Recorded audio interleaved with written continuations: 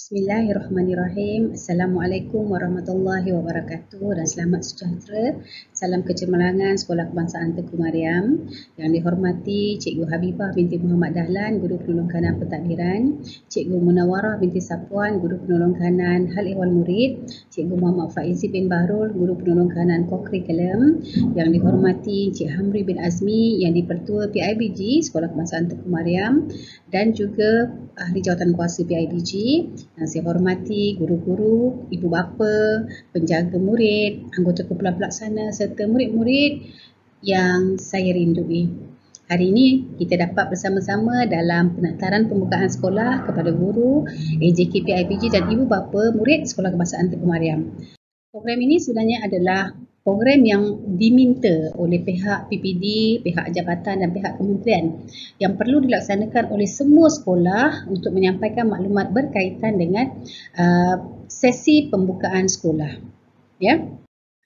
Kalau kita lihat dan kita pun maklum bahawa Johor sudah memasuki fasa 2 dan juga suka juga untuk saya mengingatkan bahawa apabila kita sudah memasuki fasa 2, maka pengoperasian sekolah di mana anggota kumpulan pelaksana yang bertugas di sekolah adalah sebanyak 60%. Dan ini menyebabkan sesi pertemuan ataupun urusan pengoperasian pejabat adalah hanya melibatkan temu janji. Jadi jika ada ibu bapa atau penjaga yang memerlukan bantuan ataupun mungkin memerlukan makluman berkaitan persekolahan kita ataupun mungkin ada urusan di pejabat, tuan-tuan dan puan-puan boleh telefon sekolah dan membuat temu janji ya.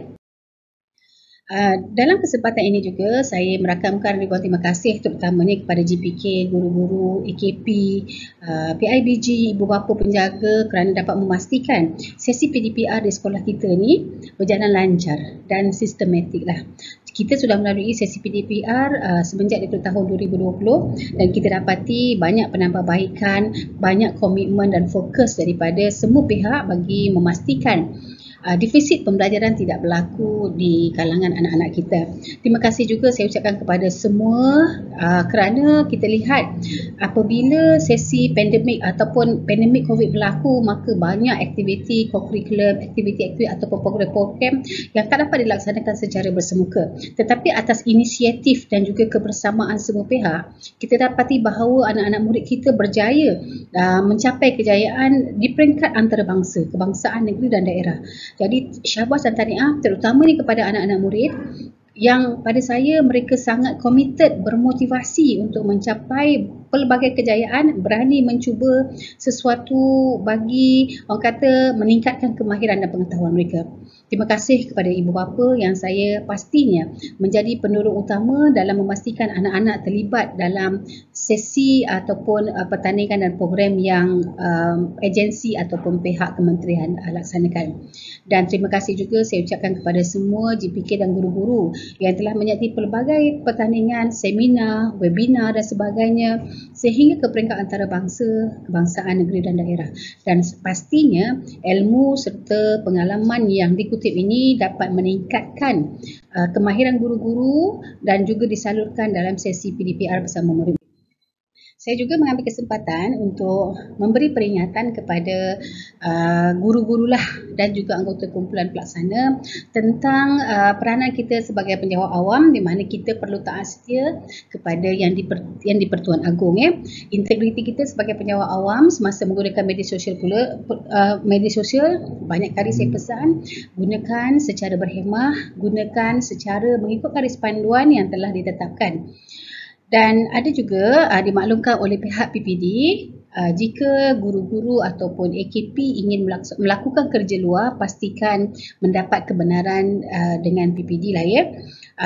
Juga salah satu perkara yang dilarang ialah kita membuat pernyataan awam, membuat press conference atau sebagainya tanpa kebenaran. Dan juga yang terakhir, pastikan semua guru-guru dan AKP membuat pengisytiharan harta dalam hermis sekurang-kurangnya dalam tempoh 5 tahun. Baiklah tuan-tuan dan puan-puan, guru-guru yang saya kasihi, ini saya akan menerangkan berkaitan sesi libat urus bersama PPD berkaitan pengoperasian pembukaan sekolah yang disampaikan oleh Dr. Suhaimi bin Ismail pada minggu lepas kepada semua PGB kepada GPK yang apa orang kata telah dilaksanakan pada 23 September, dan hari ini di semua daerah Batu Pahat sekolah-sekolah akan melaksanakan penataran perkara yang sama, dan saya akan ambil tajuk pengoperasian sekolah. Selepas daripada saya ini akan ada lagi 2 segmen yang akan disampaikan oleh Cikgu Hanif dan juga Cikgu Munawarah. Jadi saya mulakan dengan pengoperasian sekolah. Okey, jika ada pertanyaan sebelum saya mulakan, jika ada pertanyaan daripada ibu bapa berkaitan pengoperasian sekolah ataupun mungkin juga ada pertanyaan-pertanyaan, selepas daripada sesi ini kita akan masukkan dekat dalam grup Telegram soalan lazim ataupun FAQ berkaitan pengurusan pembukaan semula sekolah Kementerian Pendidikan Malaysia Pelan Pembangunan Negara PPN saya akan masukkan dalam bentuk apa orang kata soft copy lah supaya tuan-tuan dan puan-puan boleh lihat berkaitan sebarang pertanyaan dalam ini yang mungkin ada perkara yang tak jelas ya. Baiklah. Pembukaan semua sekolah adalah mengikut fasa Pelan Pemulihan Negara PPN. Kalau sekarang Johor kita fasa 2, maka kita akan melihat kepada pelan fasa pembukaan sekolah pada fasa 2. Dan kehadiran murid ditetapkan pada kadar 50% sahaja daripada enrolment. Maksudnya dalam satu kelas jika ada 32 orang maka dia akan dipecahkan menjadi 16 dan 16 sajalah ya. Namun ada beberapa kelas yang akan hadir 100% tanpa penggiliran. Yang ini adalah ada bagi kelas-kelas tertentu lah. Ini akan disentuh dengan lebih jelas dalam segmen Cikgu Hanif dan juga Cikgu Muna. Dan juga penambahbaikan SOP sedia ada. Kalau tuan-tuan dan puan-puan dan guru-guru lihat, ingat pada tahun lepas ataupun pada awal tahun pun kita sudah ada taklimat berkaitan pembukaan sekolah iaitu penataran 2.0. Yang ini ialah penataran 3.0 dan situasinya lebih kurang sama, cuma ada beberapa penambahbaikan. Okay. Ini yang saya katakan tadi tentang penggiliran. Contoh bilangan kelas kita ada 36 orang murid, maka murid akan dipecahkan kepada 2. Kumpulan A dan kumpulan B iaitu 36 divide by 2 maka 18 saya.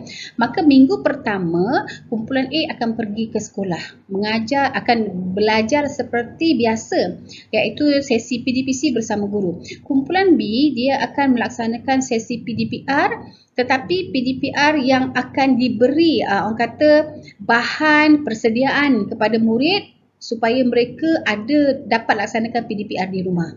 Okey, pada minggu kedua, kumpulan A ni tadi dia akan dibekalkan dengan bahan-bahan pembelajaran dan juga bentuk flip classroom yang supaya mereka bersedia untuk sesi minggu bila mereka menghadapi PDPC. Jadi ini adalah sesi penggiliran yang akan disentuh lebih deep oleh Cikgu Hanif ya. Okey, bagi kelas-kelas tanpa penggiliran pula adalah bagi MBK iaitu murid-murid berkeperluan khas. Ini kalau kata di Batu Pahat, kita ada murid-murid berkeperluan khas di Sekolah Kebangsaan Pendidikan Khas di sebelah sekolah kita. Juga di Sekolah Menengah Kebangsaan Pendidikan Khas ataupun kelas-kelas PPKI.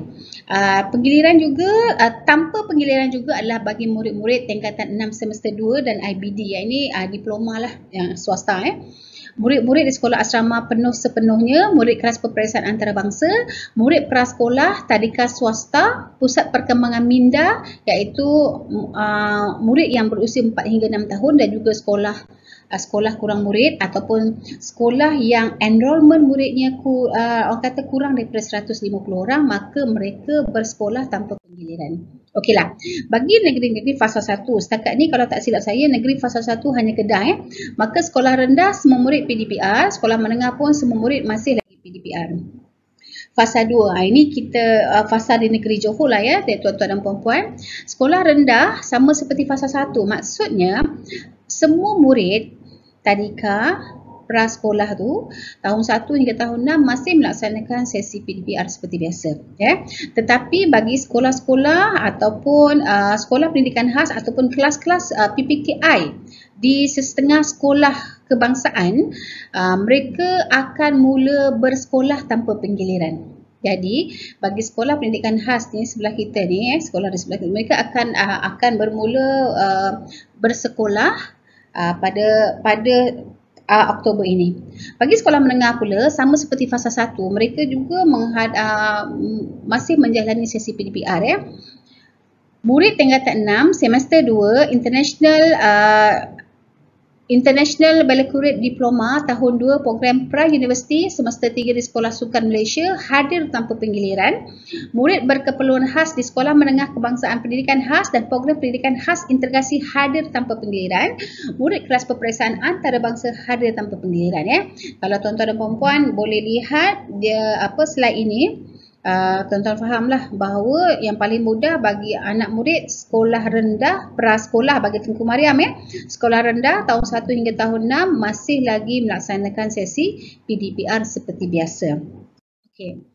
Ini adalah slide khas tentang pembukaan sekolah Johor sebab sekarang kita dalam fasa 2. Okey, kita tengok 3 Oktober fasa 1 PPN, sekolah rendah semua murid PDPR. Sekolah menengah pun semua murid PDPR kan.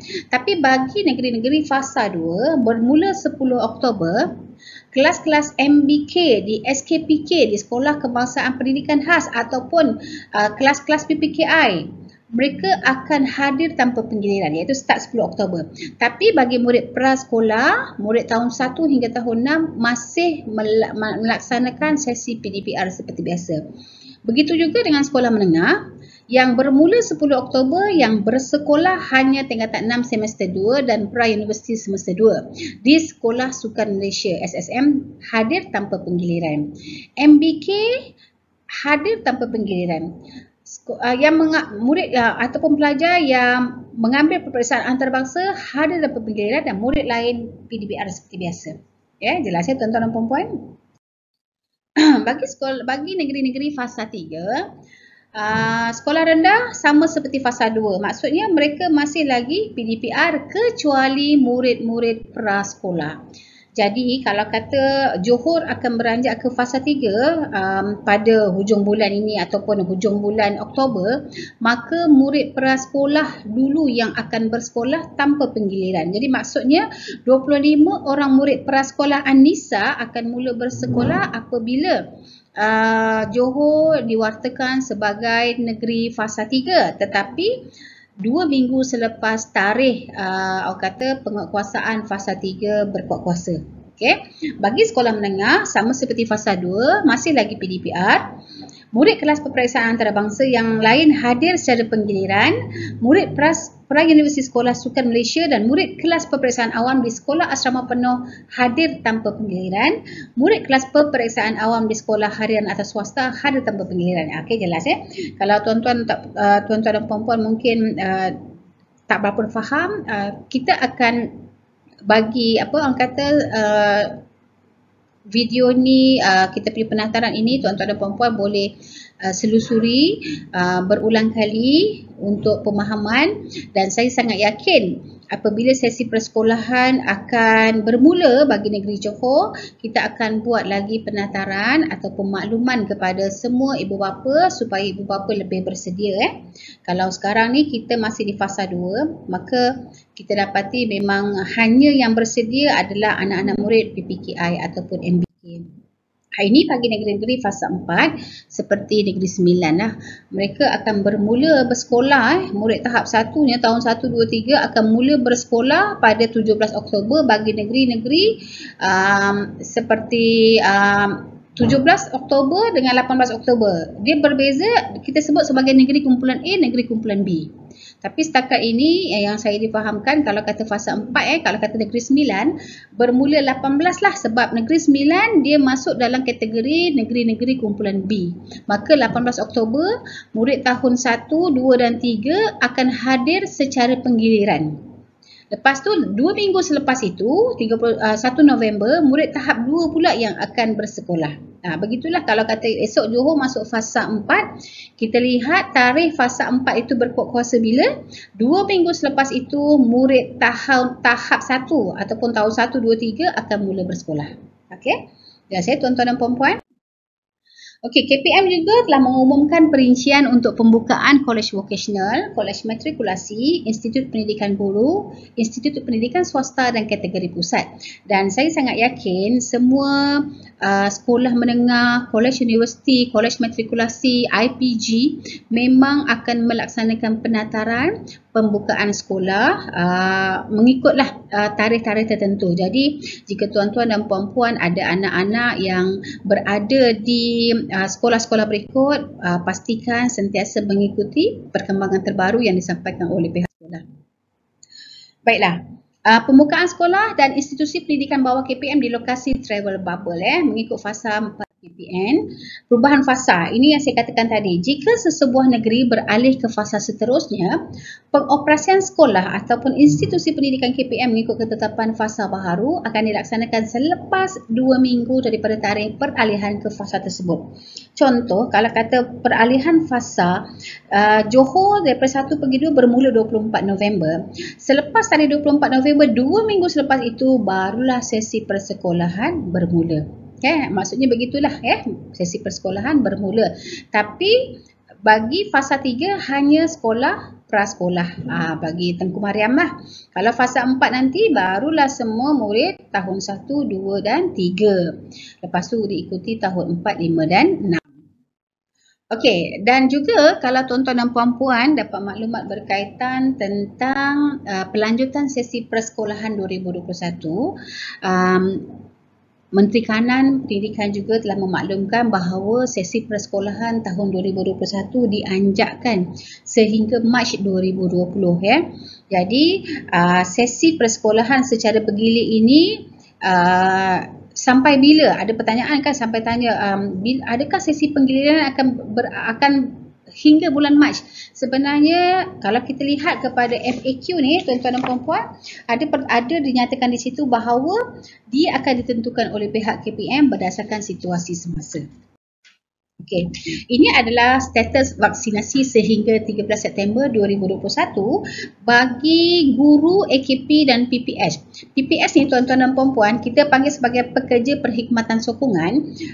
Kalau di sekolah ini adalah pekerja kantin, pengusaha kantin dan juga pekerja-pekerjanya, juga pengawal keselamatan dan juga pekerja pembersihan lah Jadi di seluruh Malaysia, guru yang mendapat dos pertama seramai 97.55%, dos kedua lengkap 89.18%. Jadi maksudnya kita menghampiri 100% lah guru-guru yang sudah dapat dos lengkap.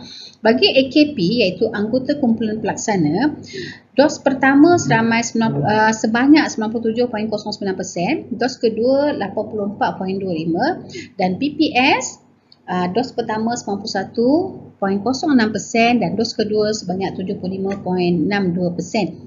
Ini adalah data bagi keseluruhan warga pendidikan dan juga PPS lah. Okey, yang ini adalah berkaitan dengan vaksinasi warga sekolah. Ini khas kepada semua guru-guru dan juga anggota kumpulan pelaksana yang bertugas di sekolah Ini hanya untuk makluman ibu bapa juga. Sebab kita tahu bahawa ibu bapa juga secara tak langsung perlu tahu maklumat berkaitan vaksinasi guru-guru dan juga AKP bagi membolehkan ibu bapa lebih berkeyakinan untuk menghantar anak-anak ke sekolah. Baiklah, guru dan AKP yang belum menerima ataupun yang tidak menerima vaksin masih perlu hadir ke sekolah, tapi beberapa garis panduan perlu dipatuhi. Dan saya dimaklumkan setakat hari ini pun juga JPA dan juga KPM masih meneliti beberapa perkara berkaitan guru-guru yang belum ataupun yang tidak menerima vaksin. Tapi sehingga setakat ini, perkara pertama yang perlu dilaksanakan oleh guru atau AKP yang belum menerima ataupun yang tidak menerima vaksin. Okey, pertama 3 hari sebelum hari persekolahan bermula, guru-guru atau AKP yang belum menerima dan tidak menerima vaksin ini perlu melaksanakan ujian COVID-19 lengkap iaitu RT-PCR. 3 hari 3 hari. Kalau kata kita naik pada katalah 15 hari bulan Oktober, katakan 15 Oktober. maka 3 hari sebelum tu, 12 hari bulan, guru dan AKP ini perlu buat ujian COVID-19. Jika mereka positif, maka mereka tak perlulah hadir ke sekolah. Tetapi jika mereka negatif, maka mereka akan datang ke sekolah seperti biasa. Cuma mereka tidak boleh berada bersemuka ataupun bersama-sama dengan murid ataupun bersama dengan guru atau AKP yang sudah vaksin lengkap. Ya. Kemudian itu, 3 hari sebelumnya mereka dah buat ujian. Ketika mereka berada di sekolah sepanjang minggu, mereka perlu buat ujian COVID-19 juga seperti biasa, seminggu sebanyak 2 kali. Dan keputusan ujian itu perlu dimaklumkan kepada pihak sekolah. Dan kita juga diminta supaya memastikan guru-guru dan AKP yang belum menerima vaksin ini perlu memakai pelitup muka berganda dan pelindung muka. Maksudnya mereka kena pakai face mask dan juga pakai face shield lah. Mereka juga tidak boleh berada di dalam bilik ataupun kawasan yang sama dengan murid atau warga sekolah yang menerima vaksin lengkap. Jadi kos ujian kendiri ini adalah tanggungjawab sendiri, tanggungjawab individu yang belum menerima vaksin dan yang tidak menerima vaksin. Jadi saya rasa mungkin tuan-tuan dan puan-puan jelas tentang situasi ini. InsyaAllah kita warga Sekolah Kebangsaan Tengku Mariam sentiasa memastikan anak-anak kita berada dalam keadaan selamat kerana dia menjadi tanggungjawab kita bersama. Jadi saya juga memohon supaya semua ibu bapa dapat pastikan anak-anak sentiasa memakai pelitup muka di sekolah. Jika boleh, bekalkan mereka dengan beberapa pelitup muka kerana kita tahu kadang-kadang anak-anak kita ni pakai pelitup muka pun mungkin boleh tanggal dan putus. Jadi apabila mereka ada spare dalam beg tu, mereka boleh gunakan pada bila-bila masa. Walau bagaimanapun, pihak sekolah pun memang sentiasa menyediakan face mask untuk anak-anak jika ada yang tertinggal dan sebagainya. Jadi saya mohonlah kerjasama semua ibu bapa kepada penjaga agar pastikan supaya anak-anak ni hadir ke sekolah apabila mereka berada dalam keadaan sihat. Jika sudah kelihatan gejala ataupun mungkin tak sihat, digalakkanlah supaya anak-anak tak hadir ke sekolah dan maklumkan kepada guru-guru ataupun guru kelas. Jadi itu saja daripada saya, sebab selepas ini kita akan sambung dengan segmen yang akan disampaikan oleh Cikgu Hanif. Jadi sekian saja daripada saya. Jika ada pertanyaan, jika ada orang kata ingin pencerahan lebih lanjut, tuan-tuan dan puan-puan sentiasa digalakkan untuk berhubung dengan saya, berhubung dengan GPK, berhubung dengan guru-guru kelas ataupun boleh telefon pejabat pada waktu pejabat. InsyaAllah kami di Tengku Mariam sentiasa berlapang dada untuk memastikan perjalanan keselamatan warga sekolah ini terjamin. Sekian daripada saya. Terima kasih. Assalamualaikum warahmatullahi wabarakatuh dan selamat sejahtera. Yang berusaha Cikgu Nurhaiza binti Tahir, Guru Besar Sekolah Kebangsaan Tengku Mariam, Cikgu Habibah binti Muhammad Dahlan, Guru Penungkanan Pentadbiran, Cikgu Munawarah binti Sapuan, Guru Penungkanan Haliwan Murid, Cikgu Muhammad Faizi bin Bahrul, Guru Penungkanan Kokurikulum, Ketua-Ketua Panitia, rakan-rakan guru, ibu bapa dan anak murid sekalian. Pada hari ini saya akan menerangkan tentang manual pengoperasian pengajaran dan pembelajaran secara penggiliran yang telah pun ditaklimatkan oleh Pejabat Pendidikan Daerah Batu Pahat dan untuk disebarluaskan kepada makluman guru-guru dan ibu bapa. Baiklah, kalau kita lihat di sini, asas tentang pengoperasian keadaan murid secara penggiliran adalah semestinya berdasarkan peratus yang berikut. Seperti yang boleh kita tengok, setiap kelas akan diberikan kepada dua kumpulan, kumpulan A dan kumpulan B. Pada minggu pertama, kumpulan A akan menjalani PDP di sekolah dan kumpulan B pula akan menjalani PDPR secara sendiri. Okey, dan pada minggu kedua pula, PDPR secara sendiri untuk kumpulan A dan PDP di sekolah adalah untuk kumpulan B. Ini adalah asas tentang kehadiran murid secara penggiliran untuk belajar di sekolah dan juga mengadakan PDPR secara sendiri. Baiklah, kalau kita lihat di sini, ini adalah dua situasi yang berbeza untuk kelas tingkatan 5 Jupiter dan untuk tingkatan 5 Marikh. Kita tengok dulu untuk kelas tingkatan 5 Jupiter. Baiklah, untuk kelas 5 Jupiter ada 42 orang murid, dan kalau kita bahagi kepada dua kumpulan A dan kumpulan B, 21 murid adalah untuk kumpulan A dan 21 murid adalah untuk kumpulan B. Untuk kumpulan A, minggu pertama mereka akan menjalani PDP di sekolah. Makna untuk kumpulan B pula akan mengadakan PDPR secara sendiri.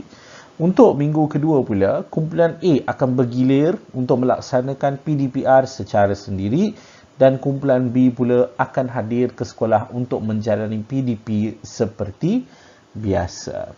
Sekarang kita tengok pula situasi untuk tingkatan 5 Marikh, yang mana hanya ada 20 orang saja murid. Dan kalau kita bahagi kepada dua, kumpulan A adalah 10 orang, kumpulan B adalah 10 orang. Untuk minggu pertama, kumpulan A akan menjalani PDP di sekolah, manakala kumpulan B akan menjalani PDPR secara sendiri. Minggu kedua pula, kumpulan A pula yang akan bergilir untuk melaksanakan PDPR secara sendiri, dan kumpulan B pula akan hadir ke sekolah untuk menjalani PDP seperti biasa. Ini adalah asas yang paling penting dalam memahami bagaimanakah kita melaksanakan kaedah pembahagian murid dalam kelas, dan apakah dan proses PDP yang mereka akan jalani, sama ada PDP di sekolah ataupun PDPR secara sendiri. Baiklah, kalau kita tengok jadual ini pula, ada 3 pula keadaan yang mana PDP akan dijalankan secara penggiliran ataupun tidak. Keadaan pertama adalah tanpa penggiliran, adalah untuk murid tingkatan 6 semester 2 sahaja. Okey, untuk sekolah rendah pula semestinya adalah untuk prasekolah sahaja tanpa penggiliran. Okey, murid prasekolah hadir ke sekolah seperti biasa tanpa penggiliran. Okey, kita tengok situasi kedua adalah untuk penggiliran. Yang mana kalau kita tengok minggu pertama Izani hadir ke sekolah, tetapi untuk minggu kedua Izani akan menjalani PDPR secara sendiri. Minggu kedua, kalau kita tengok sini, Jahleha akan hadir ke sekolah. Dan minggu pertama pula Jahlina menjalani PDPR secara sendiri. Baiklah, apakah yang dimaksudkan dengan PDP di sekolah? PDP di sekolah adalah di mana murid belajar bersama-sama dengan guru di dalam kelas, bersama-sama rakan-rakan yang lain. PDPR secara sendiri adalah berbeza dengan PDPR yang sedang kita jalani sekarang.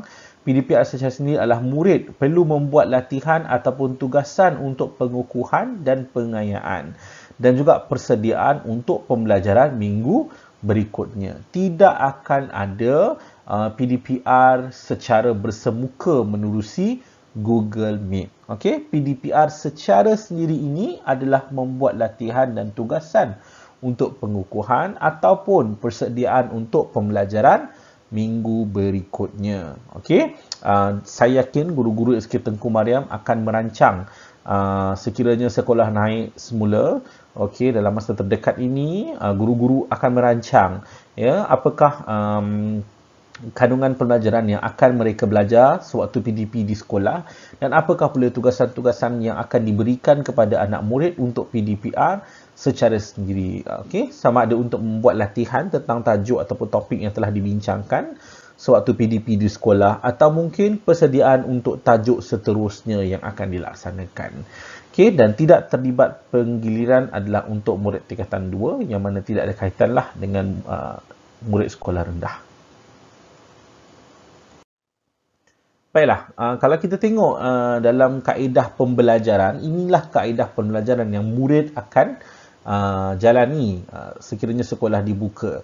Okey, untuk minggu pertama, kumpulan A, kita tengok kumpulan A dahulu Kumpulan A ni, okey, untuk minggu pertama PDP di sekolah, murid akan belajar tentang tajuk topik S dan topik T. Okey, dan minggu kedua pula Guru-guru akan memberikan latihan tugasan untuk topik S dan topik T. Juga persediaan untuk topik U dan topik V. Okey, kembali semula ke sekolah untuk minggu ketiga. Cikgu akan membuat pembelajaran secara bersemuka, memberikan lebih banyak input dan latihan-latihan praktikal untuk topik U dan topik V. Minggu keempat pula PDPR secara sendiri. Guru akan memberikan latihan dan tugasan kepada murid untuk topik U dan topik V. Dan juga persediaan untuk PDP minggu kelima yang akan mereka belajar tentang topik W dan topik X. Sehinggalah ke topik yang terakhir, hinggalah minggu akan datang dan minggu berikutnya. Untuk kumpulan B pula, kalau kita boleh tengok minggu pertama, mereka akan menjalani PDPR secara sendiri, yang mana guru-guru akan memberikan latihan dan tugasan persediaan untuk topik S dan topik T. Dan mereka datang ke sekolah di minggu kedua ni adalah untuk belajar tentang topik S dan topik T.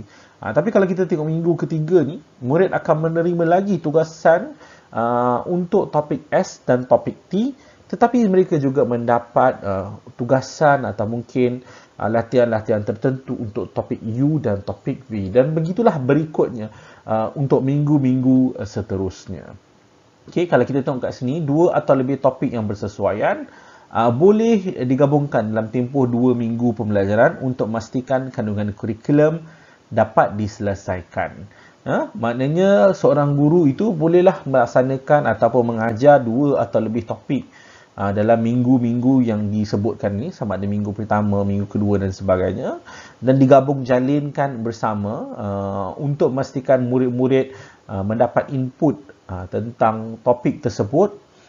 Untuk minggu satu ini mereka hadir ke sekolah dan juga persediaan untuk topik-topik yang akan datang berikutnya lah. Baiklah, mengambil kira juga baki kandungan kurikulum mata pelajaran ditetapkan dan penguasaan murid sepanjang PDPR. Maknanya guru boleh menentukan apakah topik yang ingin disambung dan diajar berdasarkan baki kandungan kurikulum mata pelajaran yang telah pun diajar sepanjang PDPR yang telah berlangsung tahun ini. Jadi guru-guru bolehlah merancang mengikut DSKP dan mengikut RPT masing-masing. Rancang semula apakah tajuk sambungan yang perlu diajar sekiranya murid kembali semula ke sekolah, apakah tajuk-tajuk yang perlu diberikan penekanan lebih, kemahiran-kemahiran yang perlu diberikan penekanan, tugasan-tugasan praktikal yang perlu diberikan penekanan. Rancang sebaik mungkin untuk memastikan murid kembali ke sekolah mendapat semua ilmu, pengetahuan dan kemahiran yang lengkap mengikut kandungan kurikulum mata pelajaran masing-masing. Baiklah, kalau kita tengok di sini, ini adalah tanggungjawab yang perlu digalas dan perlu dilaksanakan oleh pengetua dan guru besar. Kita tengok kepada aspek guru, merancang, melaksanakan PDP secara adat serta mentaksir murid dengan mengambil kira baki kandungan kurikulum mata pelajaran yang ditetapkan. Maknanya cikgu perlu merancang berdasarkan RPT dan DSKP mata pelajaran masing-masing, apakah tajuk yang kita perlu untuk kita sambung dan perlu untuk kita bawa di dalam kelas untuk PDP di sekolah dan juga PDPR secara sendiri. Okey, sehinggalah habis sesi persekolahan 2021 yang akan berakhir sehingga Mac 2022. Okey, melaksanakan PBD kepada murid mengikuti PDP di sekolah, RPH yang merangkumi PDP di sekolah dan PDPR secara sendiri. Maknanya cikgu masih lagi perlu untuk menulis RPH untuk PDP di sekolah dan juga PDPR secara sendiri. Okey, menyediakan aktiviti dan bahan pembelajaran untuk kedua-duanya lah, PDP di sekolah dan PDPR secara sendiri. Okay, memastikan murid mendapat dan memahami tugasan pembelajaran, memaklumkan ibu bapa tentang tugasan pembelajaran yang diberi oleh murid.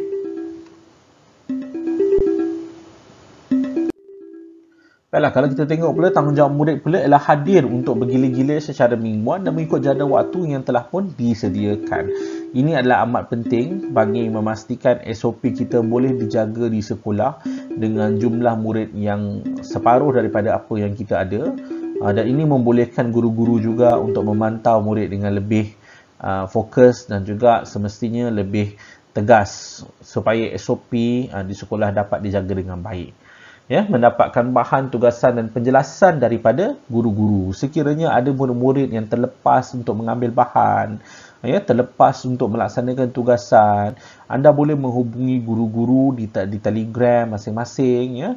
Anda juga boleh hadir ke sekolah mengikut jadual bergilir-gilir tersebut dan mendapatkan bahan-bahan supaya anda tidak tertinggal dengan tajuk-tajuk yang telah pun diberikan oleh guru dan telah pun dibincangkan oleh guru-guru. Okay, merancang masa belajar untuk menyelesaikan tugasan yang diberikan oleh guru. Ini termasuklah PDP di sekolah dan juga PDPR secara sendiri. Menyelesaikan tugasan yang diberikan oleh guru dan membuat persediaan untuk sesi PDP di sekolah pada minggu berikutnya. Guru-guru semestinya akan memberikan tugasan kepada anda sebagai persediaan untuk PDP di sekolah untuk minggu berikutnya. Dan juga di sekolah sudah semestinya guru-guru akan menyemak tugasan anda dan sebagainya. Jadi sila pastikan anda selesaikan semua tugasan yang diberikan oleh guru. Dan apabila anda berjaya untuk menyelesaikan tugasan, semestinya lebih mudah untuk guru-guru memberikan tahap penguasaan untuk pentaksiran bilik darjah. Para ibu bapa pula perlu memastikan anak-anak jagaan hadir ke sekolah mengikut jadual penggiliran disediakan oleh pihak sekolah. Kami amat berharap supaya ibu bapa dan penjaga dapat mengatur dan menyusun jadual anak-anak murid bersama dengan servis van ataupun bas sekolah ataupun tempat-tempat penjagaan kanak-kanak yang lain supaya mereka hadir mengikut jadual penggiliran yang disediakan dan juga dapat melaksanakan tugasan-tugasan yang diberikan oleh guru. Okay. Semestinya itu adalah tugasan yang kedua, iaitu memastikan anak dan anak jagaan melaksanakan tugasan dan aktiviti PDPR secara sendiri yang disediakan oleh guru. Bantulah anak-anak kita untuk melaksanakan PDPR secara sendiri di rumah. Kerana kali ini PDPR secara sendiri tidak melibatkan sesi Google Meet dan sebagainya. Hanyalah tugasan sahaja yang diberikan oleh guru. Jadi saya amat berharap guru ibu bapa dapat memantau anak-anak melaksanakan tugasan di rumah untuk tugasan-tugasan dan aktiviti yang akan diberikan oleh guru. Ya, membantu anak mendapatkan maklumat berkaitan tentang sesi PDPR. Berkomunikasi dengan guru untuk mendapatkan maklumat pelajaran dan progres anak-anak anda. Ya, semak dengan guru-guru sekiranya ada ataupun tidak tugasan yang diberikan oleh anak-anak selepas anda memberikan telefon ataupun tablet kepada anak-anak anda. Ya. Anda juga boleh mendapatkan respon dan feedback daripada guru-guru tentang prestasi anak-anak anda, ya. Dan semestinya menyokong pembelajaran anak-anak dengan memberi bimbingan dan motivasi dan memberikan kerjasama yang berterusan terhadap aktiviti yang akan dilaksanakan oleh pihak sekolah. Ya, akhir kata, mengikut Datuk Dr. Razif Jidin, Menteri Kanan Pendidikan, KPM komited melakukan yang terbaik supaya setiap murid mendapat pendidikan yang berkualiti sama ada di sekolah dan juga melaksanakan PDPR secara sendiri di rumah. Sekian sahaja daripada saya. Wabillahi taufiq wal hidayah. Wassalamualaikum warahmatullahi wabarakatuh. Assalamualaikum warahmatullahi wabarakatuh dan selamat sejahtera. Saya akan menerangkan tentang garis panduan pengurusan dan pengoperasian sekolah 3.0. Garis panduan pengurusan dan pengoperasian sekolah 3.0 hendaklah dibaca bersama garis panduan pengurusan dan pengoperasian sekolah 2.0. Perkara baharu dalam garis panduan pengurusan dan pengoperasian sekolah 3.0 adalah vaksinasi, ujian kit kendiri COVID-19, keselamatan warga sekolah, pengurusan pembukaan sekolah. Vaksinasi warga sekolah. Guru dan AKP yang belum menerima vaksin lengkap dan menolak vaksin perlu hadir ke sekolah dan memastikan garis dan arahan ketua jabatan iaitu guru besar dipatuhi. Ujian COVID-19 lengkap atau RT-PCR dilakukan 3 hari sebelum hari pertama sesi persekolahan bersemuka bermula. Ini bermaksud jika sekolah dibuka pada hari Ahad, hari Khamis, guru dan AKP yang belum menerima vaksin lengkap akan menghantar atau ujian COVID-19 lengkap RT-PCR ke pihak sekolah atau ke pentadbir sekolah. Ujian kendiri COVID-19 dilakukan secara berkala iaitu 2 kali seminggu di sekolah dengan pemerhatian pihak pentadbir sekolah. Oleh itu, jika guru-guru yang belum menerima vaksin perlu membuat ujian kendiri COVID-19 seminggu 2 kali. Keputusan ujian dilaporkan kepada pihak sekolah. Okey, dah selepas buat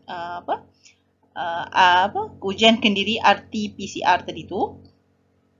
Okey, kena laporkan pada pihak sekolah sama ada negatif atau positif. Sentiasa memakai pelitup muka berganda dan pelindung muka. Okay. Cikgu-cikgu kena faham lah yang mana cikgu yang belum menerima vaksin lengkap dan menolak vaksin tu kena pakai pelitup muka berganda double dan pelindung muka face shield. Seterusnya, tidak boleh berada di bilik atau kawasan yang sama dengan murid atau warga sekolah yang telah menerima vaksin lengkap. Maksudnya kena duduk bilik berasingan lah. Okey, manakala kos ujian kendiri adalah tanggungan sendiri. Ini yang pihak KPM tegaskan. Jadi semua kos untuk seminggu 2 kali, yang 3 hari sebelum hari pertama sekolahan tu, cikgu-cikgu yang belum menerima vaksin dan menolak vaksin tadi kena tanggung sendiri. Pekerja perkhidmatan sokongan iaitu yang terdiri daripada pengawal keselamatan sekolah, pekerja pembersihan sekolah dan pengusaha kantin dan pekerja kantin perlu mendapat vaksin lengkap untuk bertugas di sekolah. Okey. Di sekolah juga ada menyediakan ujian kit kendiri COVID-19. Ini untuk siapa? Okey, so sekarang untuk murid atau pelajar asrama tadi, di SK Tengku Mariam tiada murid atau pelajar asrama. Tapi kita tengok kita merupakan sekolah murid atau pelajar harian. Oleh itu, ujian kendiri COVID-19 adalah kepada murid atau pelajar harian dilaksanakan hanya kepada murid yang bergejala semasa berada di sekolah. Okey? Semasa berada di sekolah, dapati dia bergejala, maka kita kena buat ujian kendiri COVID-19. Tindakan sekolah bagi warga yang bergejala. Okey, tiba-tibalah contoh pukul 11 pagi ni, tiba-tiba ada seorang murid kita bergejala. Apa yang perlu dibuat adalah mula-mula sekali kami akan asingkan di bilik isolasi dan hubungi ibu bapa penjaga. Kemudian, murid tersebut akan menjalani ujian kendiri. Okey, sekiranya positif, pihak sekolah akan menghubungi ibu bapa, okey, dan PKD bagi tindakan seterusnya. Dan sekiranya negatif, pihak sekolah akan menghubungi ibu bapa untuk membawa murid pulang. Dan esoknya boleh sekolah seperti biasalah. Lebih baik kalau ibu bapa tu boleh juga buat lagi ujian kendiri kat rumah. Mungkin kita tahu kenapa anak kita tidak sihat. Okey. Seterusnya, keselamatan dan kesihatan murid, guru dan warga sekolah. Okey, pelitup muka perlu dipakai pada setiap masa. Kena ingatkan balik anak-anak kita, pelitup muka kena pakai pada setiap masa. Pelitup muka berganda digalakkan. Kalau nak pakai face shield boleh, berganda pun digalakkan. Okey, penjarakan fizikal sekurang-kurangnya 1 meter pada setiap masa. mencuci tangan dengan air dan sabun. Pensanitasi tangan boleh digunakan jika tiada air dan sabun. Jadi digalakkan kepada ibu bapa supaya menyediakan pensanitasi tangan untuk semua murid-murid. Okey, saringan kesihatan dilaksanakan setiap hari di pintu masuk. Suhu 37.5 darjah Celsius dan bergejala tidak dibenarkan masuk. Okey, susun atur kelas adalah mengikut cadangan dari KPM ataupun KPM punya dihadkanlah kapasiti kelas adalah 50%. Murid dibahagi kepada kumpulan A, dua kumpulan lah, maksud kumpulan A dan kumpulan B. Okey, di samping itu juga kita kena memastikan bahawa pengudaraan yang baik di dalam kelas. Tak ada langsir, okey, langsir tidak menghalang aliran udara. Okay. Yang seterusnya, sekolah kita tidak menggunakan penyaman udara untuk dalam kelas. Okey, sekiranya ibu bapa memilih untuk tidak menghantar anak ke sekolah, perlu mendapatkan keizinan daripada, perlu menghantar suratlah makluman kepada pihak sekolah. Okey, boleh menghantar dan tiada tindakan disiplin. Murid makan di dalam kelas semasa rehat. Bagi kelas menggunakan penyaman udara, murid makan di ruang terbuka. Maksudnya boleh buka, tutup aircon dan dia makan seperti biasa. Murid dibenarkan memakai pakaian sesuai, kemas dan sopan. Okey, PJ PK dibenarkan. Murid berpakaian sukan dari rumah dan manakala aktiviti co-curriculum tidak dibenarkan. Okey, ini merupakan vaksinasi untuk remaja 12 hingga 17 tahun. Untuk murid SK Tengku Mariam, alhamdulillah, murid tahun 6 kita seramai 90 orang. 90 orang itu, daripada 90 orang itu, terdapat 50% sudah mendaftar sebagai untuk menerima vaksin. Okey, pasukan bertiga imunisasi COVID-19 CITF ditubuhkan, dah tubuh pun di peringkat Kementerian Kesihatan Malaysia. Kemudian pendaftaran institusi pendidikan boleh dibuat di portal Vaksin Anakku. Ini pihak GPKM yang akan membuat pendaftaran.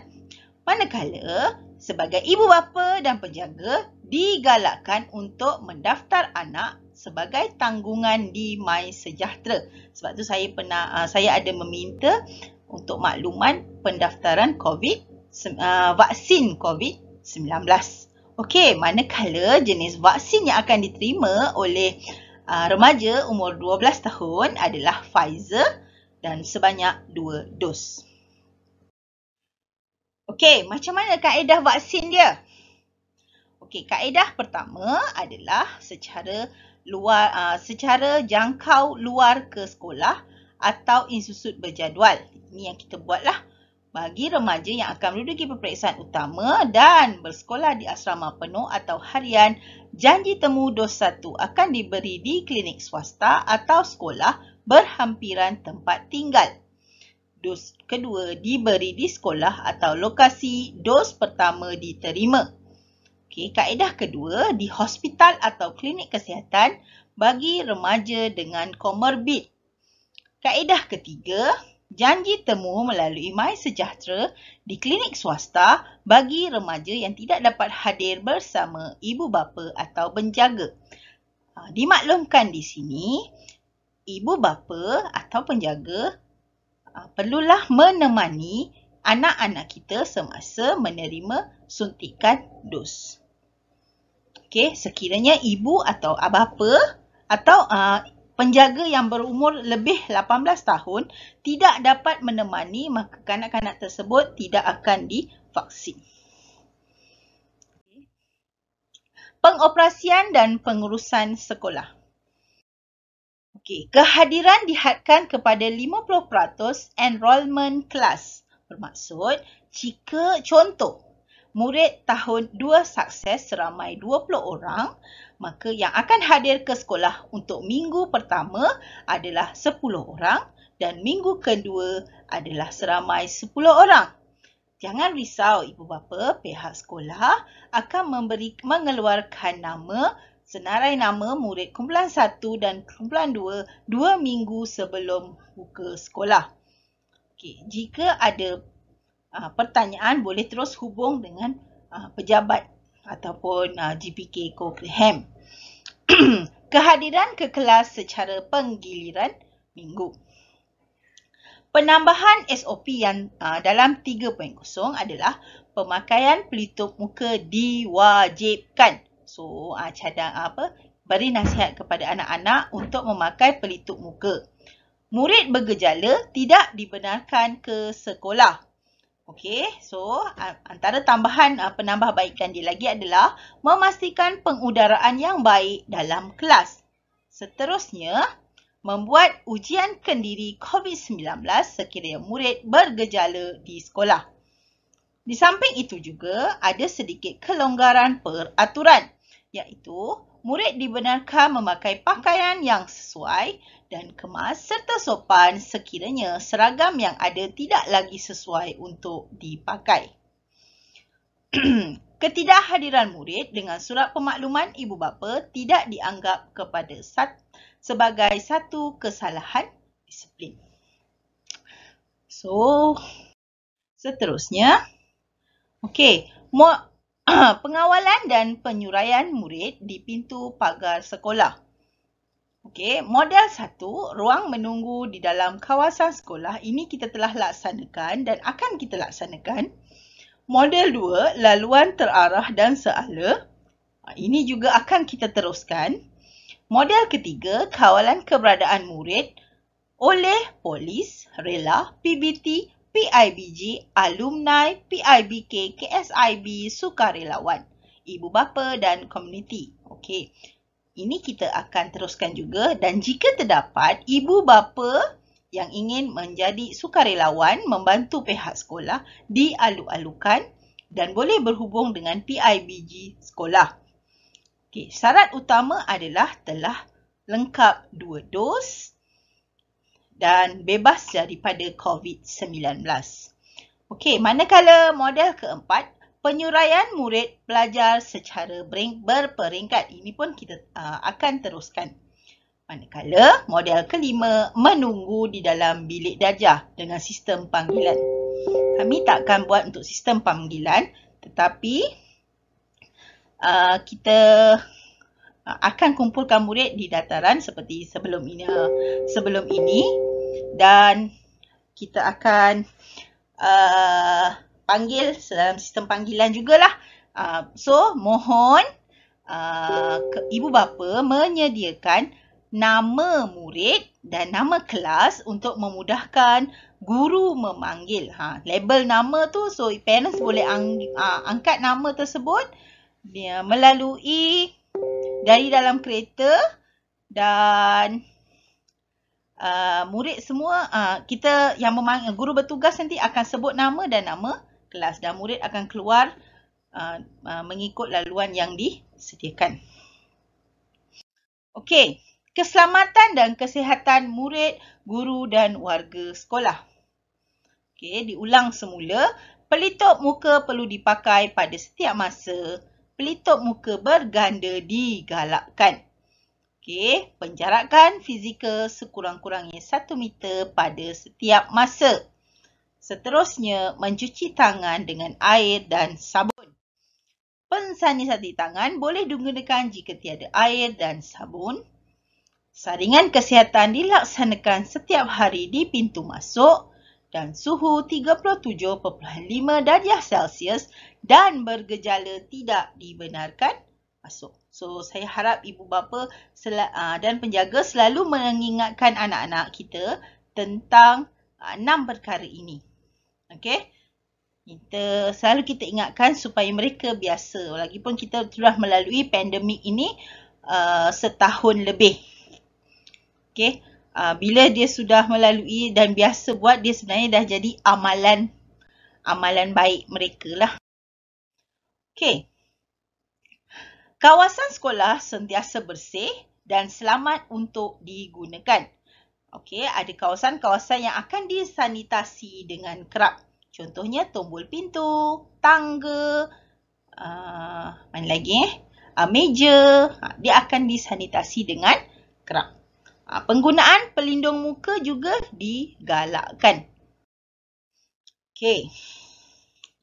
Pintu dan tingkap hendaklah sentiasa dibuka, langsir tidak menghalang aliran udara. Untuk makluman ibu bapa, kelas di Sekolah Kebangsaan Tengku Mariam tidak menggunakan langsir sekarang sebagai penghadang udara. So agak panaslah, tapi untuk demi kesihatan kita akan tidak menggunakan langsir lah sekarang. Okey, manakala penggunaan kipas digalakkan untuk tujuan pengaliran udara. Okey, penyaman udara boleh digunakan termasuk di bilik-bilik khas yang memerlukan penggunaan penyaman udara dengan mengekalkan suhu 23 darjah Celsius hingga 26 darjah Celsius. Juga penggunaan penapis udara mudah alih digalakkan. Okey.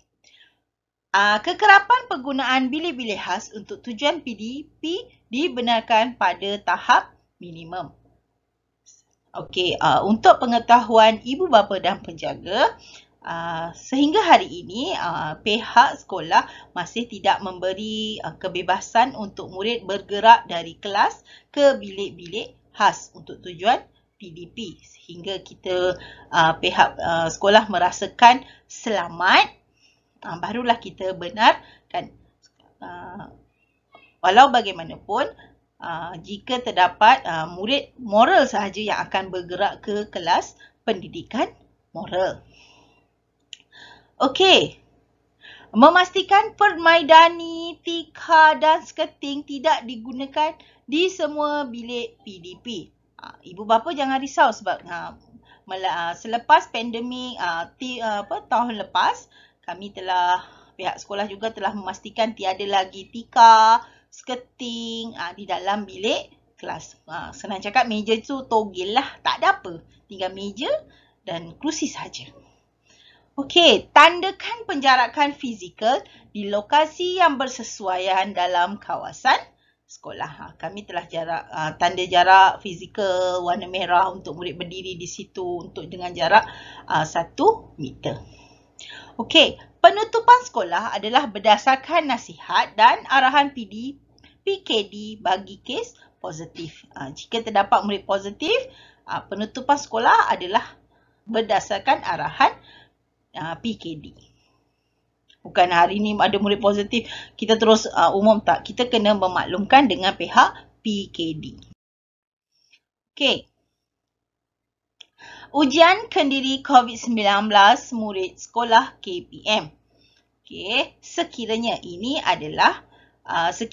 murid itu bergejala semasa di sekolah, maka ujian kendiri COVID-19 akan dilaksanakan. Okey. Dan jangan risau ibu bapa, pihak PPD, KPM, JPN telah menasihatkan atau menyarankan kepada pihak sekolah untuk melupuskan kit ujian kendiri COVID-19 yang telah digunakan mengikut garis panduan pengurusan penggunaan kit ujian kendiri COVID-19 yang telah ditetapkan. Maksudnya kalau kit tu yang saya dimaklumkan, dia masuk dalam plastik, ikat kuat-kuat dan kita kena buang di tempat yang sesuai. SWM tu dia akan ambil kit tu dulu. Dia macam itulah dalam plastik. Dia akan ambil dan dia akan buangkan berbanding sampah-sampah lain. Okey, sekiranya tindakan susulan selepas ujian kendiri dilaksanakan. Sebab kita dah panggil sekarang bukan pandemik, sekarang endemik. Okey, so apa yang akan dibuat adalah sekiranya keputusan negatif. Kalau perempuan ataupun ibu bapa telah menggunakan kit tersebut, dia lebih kurang kit tu macam ada 2 garis. Okey, selepas murid tu meletakkan dia punya kahak ke, dia punya air liur ke, ada akan keluar 2 garis. Okey. Kalau 1 garis maksudnya negatif, kalau 2 garis maksudnya positif. Okey, sekiranya keputusan positif, okey, guru akan menempatkan murid di dalam bilik isolasi. Okey, kemudian memaklumkan kepada PKD untuk tindakan selanjutnya berdasarkan nasihat PKD.